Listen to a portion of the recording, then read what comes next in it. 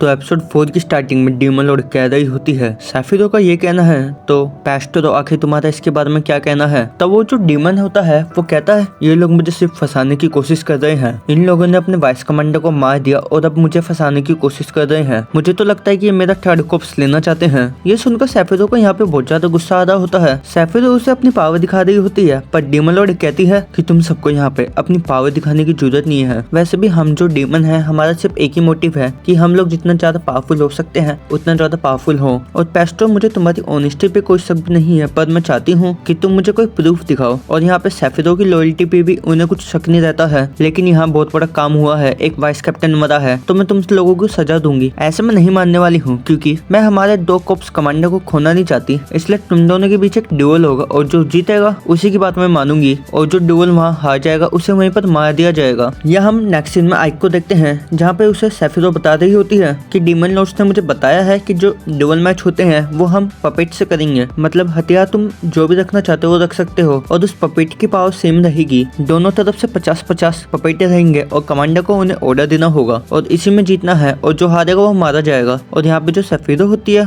उसे हमारे आइक पर बहुत ही भरोसा रहता है और कहती है कि आइक तुम मेरी तरफ से क्यों नहीं चाहते हो, मुझे तुम पे पूरा भरोसा है। आइक यहाँ थोड़ा घबरा रहा होता है और कहता है क्यों, अगर मैं हार गया तो तुम्हें पता है ना कि तुम मारी जाओगी। लेकिन सैफिरो कहती है मुझे तुम पे पूरा भरोसा है, तुम हारोगे नहीं। और नेक्स्ट सीन में हम देखते हैं कि आइक उस पिगी के साथ जाता है कि कहाँ पे लड़ाई होने वाली है और कहाँ पे है वो पपेट्स और लड़ाई इस ग्राउंड में होने वाली है। और आइक एक और चीज के बारे में सोच रहा होता है कि सैफिरो उस पर पूरा भरोसा करती है और सैफिरो का मानना है कि वो कमांडर तो अच्छी है पर हमारा आइक उससे ज्यादा अच्छा कमांडर है और वो ज्यादा अच्छे से कमांड दे सकता है। और अगर मैं मर भी जाऊँ तो इसमें तुम दुखी मत होना क्योंकि इसमें तुम्हारी कोई गलती नहीं होगी। और सैफिरो कहती है मुझे तुम पे पूरा भरोसा है, मैं तुम पे अपना आखिरी दाव लगाती हूँ। नेक्स्ट सीन में हम देखते हैं कि यहाँ पे जो पिगी होती है वो काफी ज्यादा खुश रहती है और ये भी आइक को बहुत ही ज्यादा पसंद करती है। ये सब यहाँ पे पपेट्स को देख रहे होते हैं। यहाँ पे आइक बहुत सोच रहा होता है कि मैं इनको क्या वेपन्स दूं। फिर हम नेक्स्ट सीन में देखते हैं कि यहाँ पे आइक बैठा हुआ होता है और वहाँ पे सैटी आती है और फिर वो सैटी से पूछता है कि अगर तुम्हें किसी पे हमला करना होता है तो तुम क्या करती। सैटी कहती है कि मैं आराम से चाय नाश्ता लेकर बैठी और कहती कि यही सुलझा लो मैटर, लड़ाई की क्या ही जरूरत है। आइक कहता है मैं भी यही चाहता हूँ पर अगर मान लो कि तुम्हें लड़ने की जरूरत पड़ जाए तो तुम क्या करने वाली हो, तुम कैसे लड़ोगी। तब सैटी बताती है कुछ नहीं, बस हाथ में ऐसे शॉट लूंगी और शॉट से हमला कर दूंगी मैं। और फिर यहाँ आइक सोचने लगता है कि कौन सा वेपन यूज किया जाए और कहता है कि हालांकि लॉन्ग रेंज का वेपन ज्यादा यूज करना बढ़िया है, शॉट से अच्छा भाला, भाला से अच्छा तीर। और इस तरीके से ये लोग वेपन चूज कर रहे होते हैं। फिर तभी सैटी के दिमाग में एक आइडिया आता है और वो कहती है कि क्रॉसबो के बारे में क्या ख्याल है, वो भी तो बहुत ही ज्यादा पावरफुल वेपन है। आइक कहता है क्रॉसबो भी बहुत अच्छा वेपन है पर हमें इससे ज्यादा कुछ अच्छा चाहिए और जो इससे भी ज्यादा ताकतवर हो और वो किसी भी चीज में छेद कर दे। आइक यहाँ सोच रहा होता है और इससे अचानक से याद आता है कि क्रॉसबो से ज्यादा पावरफुल तो एक गन हो सकती है। सैटी को नहीं पता होता कि गन क्या थी क्योंकि इस जमाने में गन नहीं थी। फिर आइक सैटी को गन के बारे में बता रहा होता है और ये भी कहता है कि इसकी क्रॉसबो से बहुत ही ज्यादा रेंज होती है और ये काफी पावरफुल भी होता है। सैटी ये बात सुन के हैरान हो जाती है और कहती है ये सुनने में तो बहुत ही ज्यादा अमेजिंग है। फिर आइक नेक्स्ट सीन में सैफिरो के पास जाता है और कहता है कि तुम कम से कम एक गन तो बना सकती हो ना। सैफिरो कहती है कि मैंने जिस चीज को आज तक देखा नहीं मैं उस चीज को बनाऊंगी कैसे। आइक कहता है ज्यादा मुश्किल नहीं है, मैं तुम्हें बता दूंगा। और वो उसको थोड़ा बहुत बताने लगता है पर यहाँ पे सैफिरो तो बिल्कुल चिल मूड में होती है और कहती है कि तुम क्या कर रहे हो, मेरे बगल में ले जाओ, ऐसे ज्यादा चिंता मत करो। और यह आइक बुलेट बनाने की टेंशन ले रहा होता है और तभी सैफिरो उसके ऊपर पानी फेंक देती है और कहती है आज पानी पानी है, आ जाओ, इतना टेंशन मत लो, आ जाओ। यहाँ आइक सोच रहा होता है ये कितनी बेवकूफ है, इसको ये तक नहीं पता ढंग से कि इसकी जान मेरे हाथों में है। दूसरी तरफ हमें बेस्टो को दिखाया जाता है। बेस्टो यहाँ अपनी आर्मी के लिए अलग ही टाइप का आर्मर और शॉर्ट्स को चुन रहा होता है और ये बंदा पूरी तैयारी में होता है सैफिरो को मारने के लिए। और यहाँ पे सीन शिफ्ट होता है और हम देखते हैं आइक नहा के निकला हुआ होता है और अभी भी वो कुछ चीज के बारे में सोच रहा होता है और उसकी जो शर्ट होती है वो अपने आप उड़ के आ जाती है और वो कहता है ओह थैंक यू, लेकिन पता किसने दिया मुझे। और हम डीमन लॉर्ड को देखते हैं जो वहाँ पर आ चुकी होती है। डीमन लॉर्ड को देख के आइक की हालत खराब हो गई थी क्योंकि वो तो अपने ह्यूमन फॉर्म में ही था और सोच रहा होता है कि डीमन लॉर्ड यहाँ पे कैसे आ गई। और डीमन लॉर्ड कहती है कि तुम्हें इसी चीज की जरूरत थी ना। आइक वहाँ पे डर के मारे कुछ भी नहीं बोल रहा होता है। डीमन लॉर्ड कहती है कि मुझे एक बात वापस से रिपीट मत करवाओ और वो उसके सामने बहुत सारी गन्स फेंक देती है। आइक इन सारी गन्स को देखकर बहुत ही हैरान हो जाता है और डीमन लॉर्ड कहती है कि मुझे तुम्हें सच्चाई के बारे में पता है और वो आइक बोलती है। तभी आइक कहता है कि मेरा नाम आइक नहीं है और डीमन लॉर्ड कहती है कि तुम ज्यादा तेज बनने की कोशिश मत करो, मुझे पता है तुम आइक हो और तुम रोम्बक की ग्रैंड चाइल्ड हो और उसने तुम्हें सारी नॉलेज और मैजिक सिखाया है और मैं चाहती हूँ कि तुम में से बेस्ट ही जीते। आइक कहता है कि तुम्हें पता है ना कि मैं एक ह्यूमन हूँ। तभी डीमन लॉर्ड कहती है हाँ मुझे पता है कि तुम ह्यूमन हो पर तुम मेरी इच्छा पूरी कर सकते हो। असल में ये बात है कि मेरे पास कितनी पावर हो पर मुझे लोग चाहिए जो मेरी साइड से लड़ सके और मेरी बात मान सके। और वैसे भी मैं एक ऐसी दुनिया बना बनाना चाहती हूँ जिसमें शांति हो। आइक की सारी बातें सुनकर बहुत ही हैरान हो जाता है और यहाँ पे डीमन लॉर्ड आइक को कहती है कि मुझे तुम्हें पूरा भरोसा है, चलो देखते हैं कि तुम आगे क्या कर सकते हो। और यहाँ पे सीन शिफ्ट होता है और आइक को सैफिरो यहाँ पे बुलेट बना रहे होते हैं। सैफिरो उसे कहती है इतना बड़ा काफी रहेगा। आइक कहता है इतना नहीं, छोटा छोटा बनाओ। और यहाँ पे सैफिरो अपने मैजिक इस्तेमाल कर रही होती है और आइक उसे देख रहा होता है और अचानक से यहाँ हो जाता है एक छोटा सा धमाका और यहाँ पे गन पाउडर से इनकी गन बन गई होती है। और सैफिरो कहती है कि मैं ज्यादा नहीं बनाने वाली हूँ क्योंकि मेरी स्किन खराब हो जाएगी। आइक मन में सोचता है कि इसकी जान खतरे में और इसकी बिल्कुल परवाह नहीं है, लेकिन सैफिरो को बिल्कुल भी परवाह नहीं होती है क्योंकि उसे आइक पे भरोसा रहता है। दूसरी तरफ पिगी कहती है कि मैं तुम लोगों की मदद कर देती हूँ। तब ये लोग सोच रहे होते हैं कि तुम मदद मत करो तो अच्छा ही रहेगा, अगर तुमने मदद की तो हो गया फिर काम। यहाँ पे सीन कट होता है और हम देखते हैं कि यहाँ पे बैटल का सीन आ गया है और यहाँ पे आइक और बेस्टो की टीम दोनों आमने सामने होती है और जो आइक की टीम होती है वो बस कवच और हाथ में स्वॉर्ड लेके खड़ी रहती है और बेस्टो की टीम उसका मजाक उड़ा रही होती है। और वो कहता है कि तुम्हें क्या लगता है कि हम इतने से ही हार जाएंगे क्या, क्योंकि यहाँ जो बेस्टो की टीम होती है उसने पूरा कवच आर्मर सारी चीजें लगा रखी होती है और उसके पास बहुत ही खतरनाक हथियार भी होते हैं। साथ ही साथ इसका जो आर्मर है उसे किसी भी शॉट से मारा नहीं जा सकता